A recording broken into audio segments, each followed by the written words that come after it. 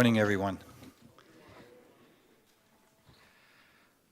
One day, a man went with his nagging wife to Jerusalem for vacation.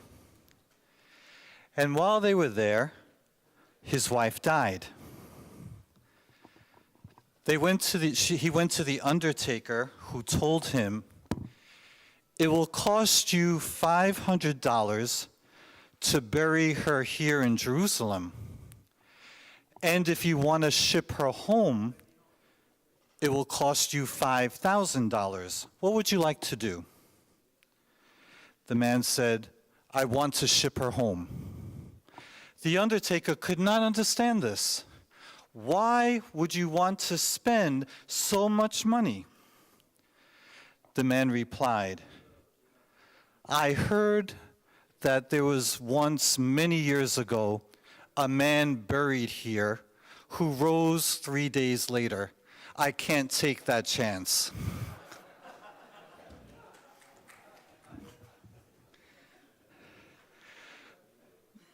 My brothers, I think many times when we hear about provincial planning, we have the same reaction as that man. Do I really want to take that chance? We can have so many different reactions to even the thought of the process.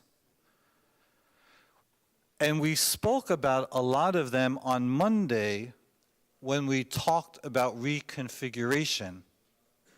And when you stop to think about it, provincial planning is one side of the whole reconfiguration dynamic.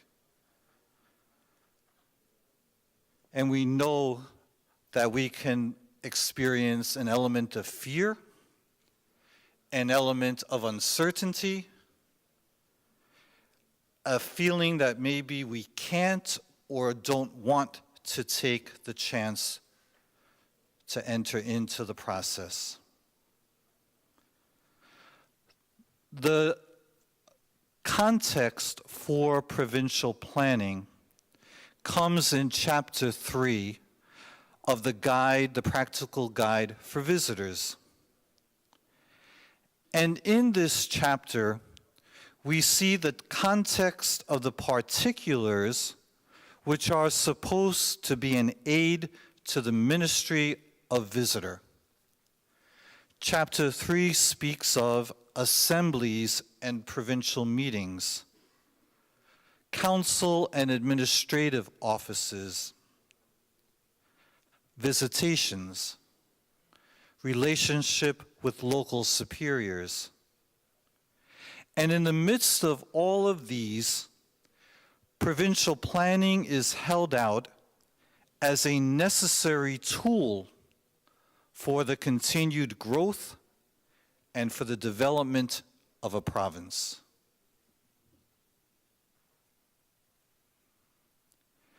Where there is no vision, the people perish. If you do not plan, you plan to fail.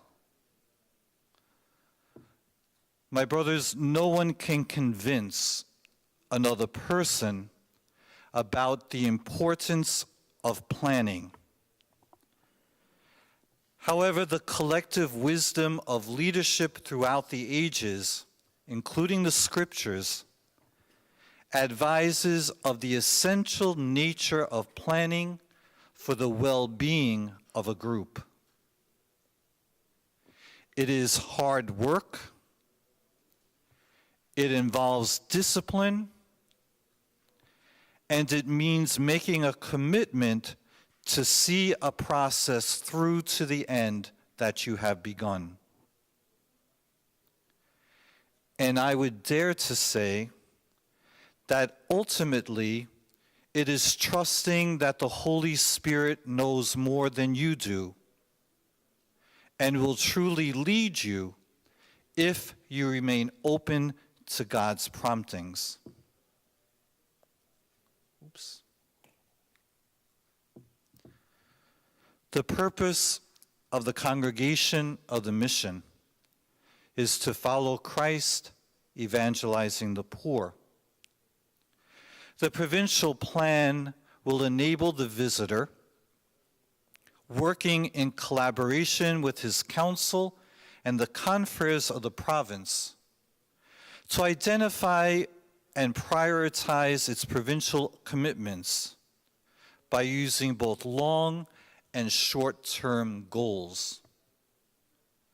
A key word here is collaboration, truly entering into the back and forth dialogue that is necessary for a plan to be born with all of the people who are shareholders, stockholders, who are important people in the process.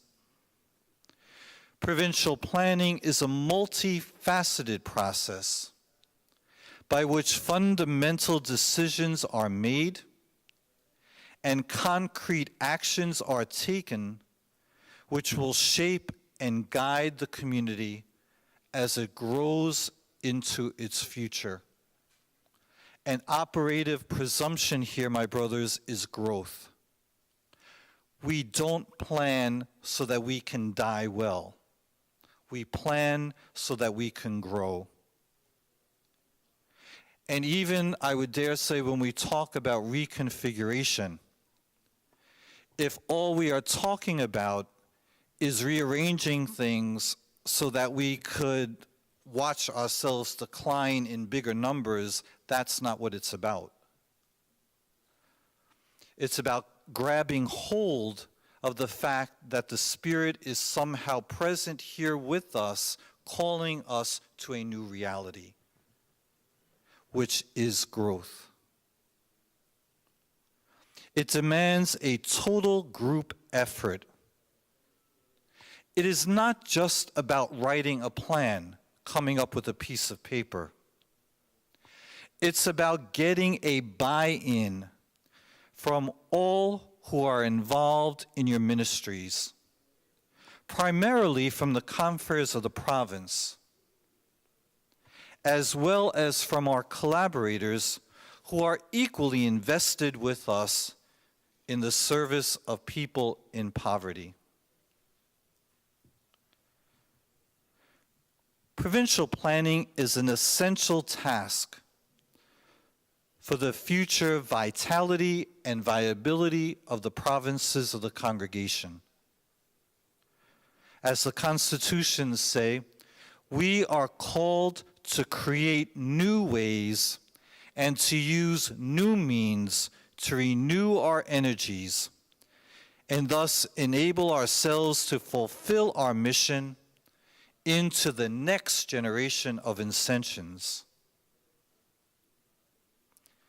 My brothers, all of us are dealing with the reality of a changed world, a changed church, a changed province.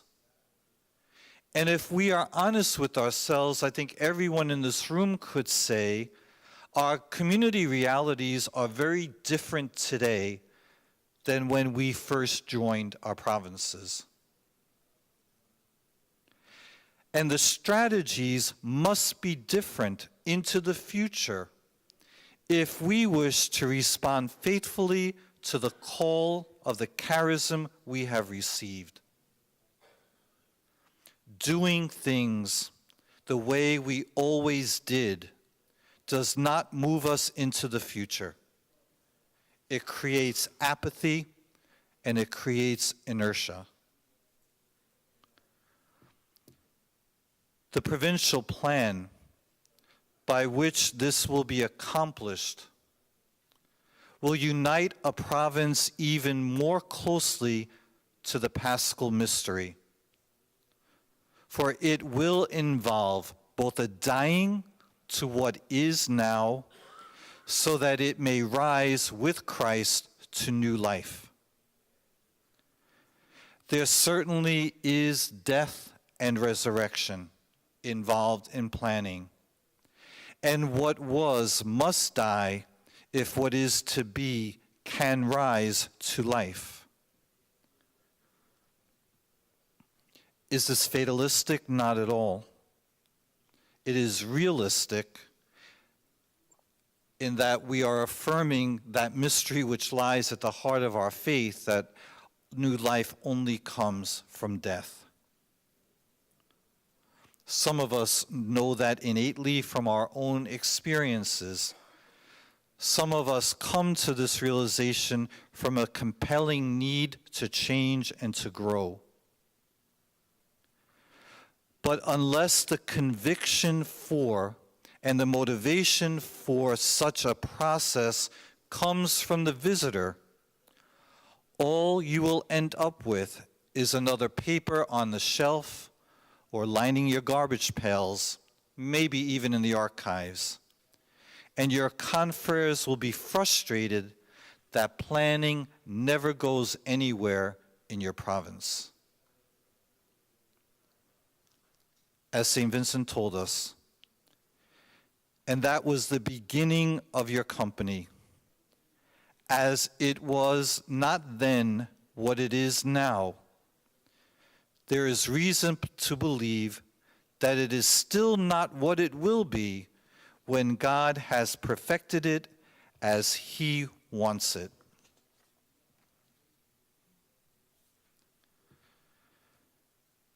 The implementation of a provincial plan will facilitate a province's evaluation of its works and ministries so that it may remain in a continual state of renewal.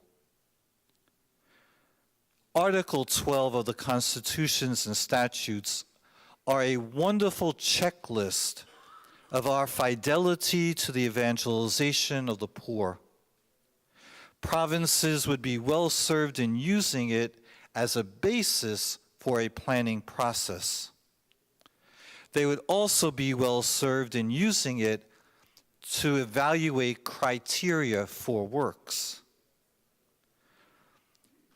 The provincial plan will enable the confreres to seek as a province the will of the Father. Through an ongoing process of dialogue and consultation, common directions will surface and develop, which will lead to making decisions about the future ministries of a province. Thus, confreres will choose their future and not have it simply thrust upon them. It's the difference between being proactive and being reactive in the face of what is going on in our community lives.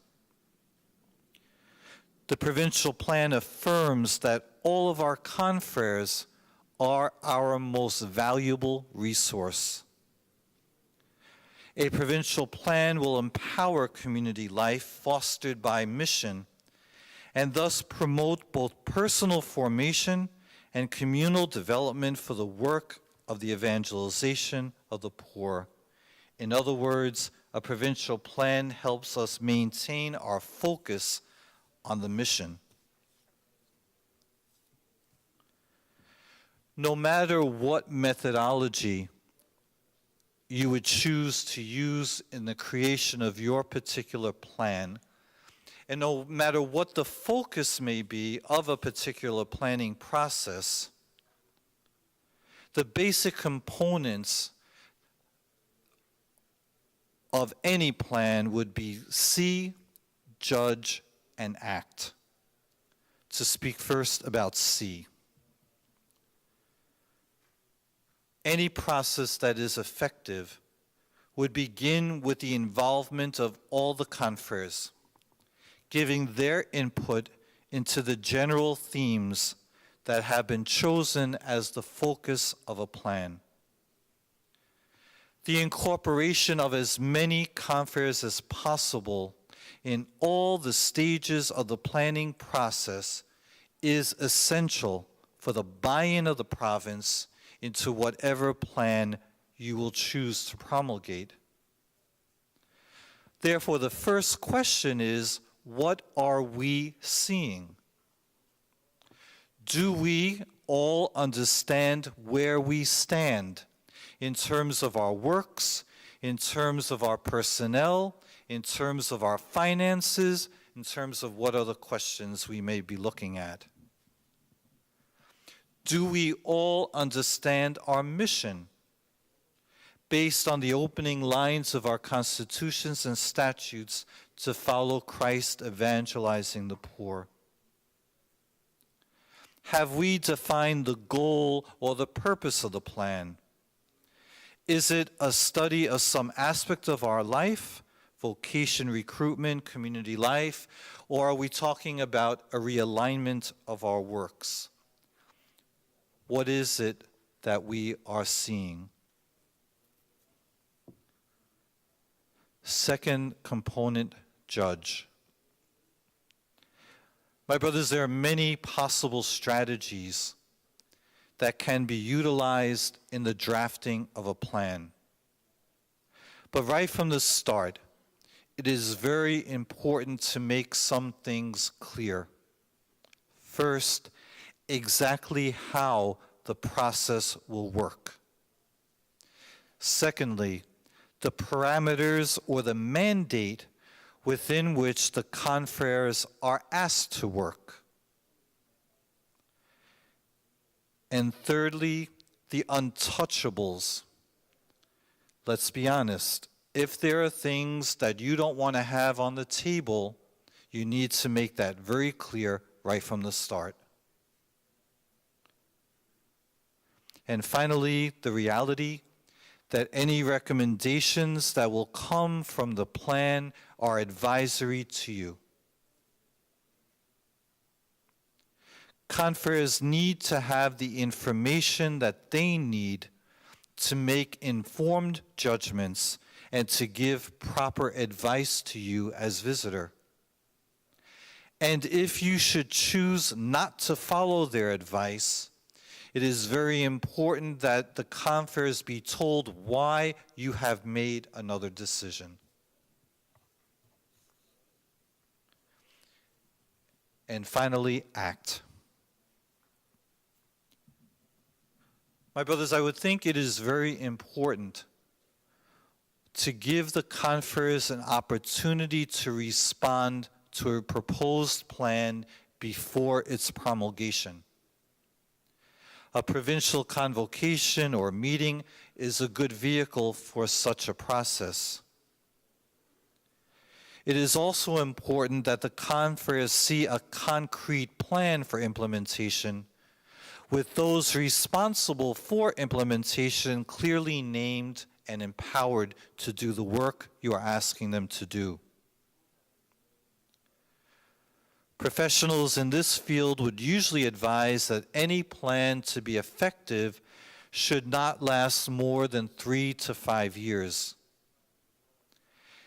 And of crucial importance, there needs to be an evaluation process in place that holds both the visitor and the confreres responsible for the plan accountable for its implementation. We all know that situations in life change, but how new situations impact a plan should then enter into the plan.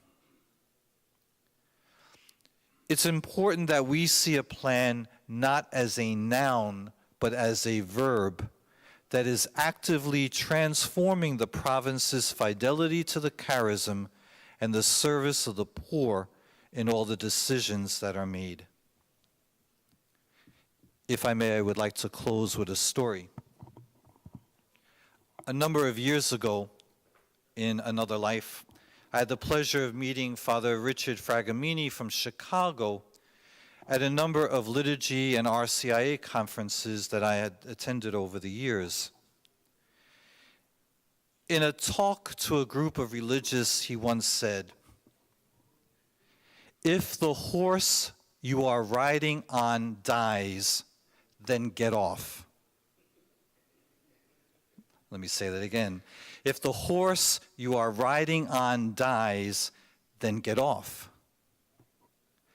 And as common sense as it sounds, that is exactly what we often do not do. We buy a stronger whip, we switch riders, We appoint a committee to study dead horses.